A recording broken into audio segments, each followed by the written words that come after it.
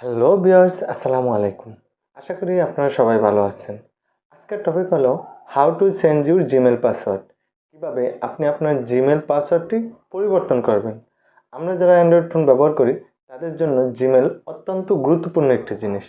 কারণ জিমেল ছাড়া আমরা প্লে স্টোর থেকে কোনো অ্যাপস ইনস্টল করতে পারি না। এমনকি এই জিমেলে আমাদের কন্ট্যাক্ট সেভ থাকে। তাছাড়া জিমেল দিয়ে আমাদের গুগল ফটোস, গুগল ড্রাইভ সহ অন্য অন্য জায়গায় লগ ইন থাকে।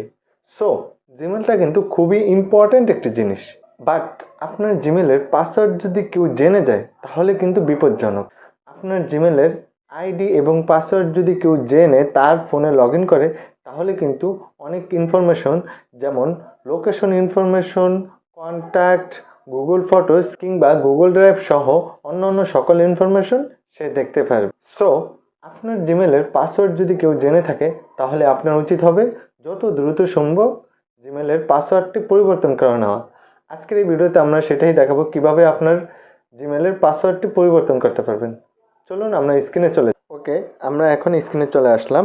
এখন আমরা সরাসরি চলে যাব জিমেলে। জিমেলে যাওয়ার জন্য জিমেল অ্যাপ্লিকেশনে ক্লিক করে আমরা সরাসরি এখানে লোগোতে ক্লিক করব। লোগোতে ক্লিক করার পর এখানে গুগল অ্যাকাউন্টে ক্লিক করব। গুগল অ্যাকাউন্টে ক্লিক করার পর আমাদেরকে চিটিংসে নিয়ে আসবে। চিটিংসে নিয়ে আসার পর এখানে এই যে পার্সোনাল ইনফো 2 নম্বরে, যেটা পার্সোনাল ইনফোতে ক্লিক করব। ক্লিক করার পর আমরা একটু স্ক্রল করে উপরের দিকে উঠব। উপরের দিকে উঠলে এই যে আমরা দেখতে পারবো পাসওয়ার্ড নামে একটা অপশন। এই পাসওয়ার্ড নামে অপশনে ক্লিক করব।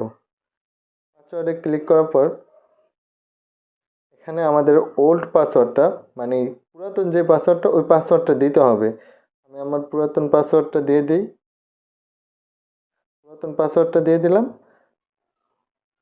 তারপরে নেক্সটে ক্লিক করব।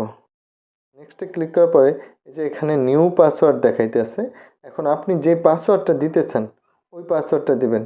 আমি আমার একটা পাসওয়ার্ড দিয়ে দিই। ওকে, আমি আমার একটা পাসওয়ার্ড নিয়ে নিলাম। এখন এই চেঞ্জ পাসওয়ার্ডে ক্লিক করবেন। আমরা চেঞ্জ পাসওয়ার্ডে চলে গেলাম। এই যে এখানে আমার পাসওয়ার্ডটা, এই যে উপর দিয়ে লেখা হচ্ছে পাসওয়ার্ড চেঞ্জ ইট সাকসেসফুল। তার মানে আমার পাসওয়ার্ডটা চেঞ্জ হয়ে গেছে।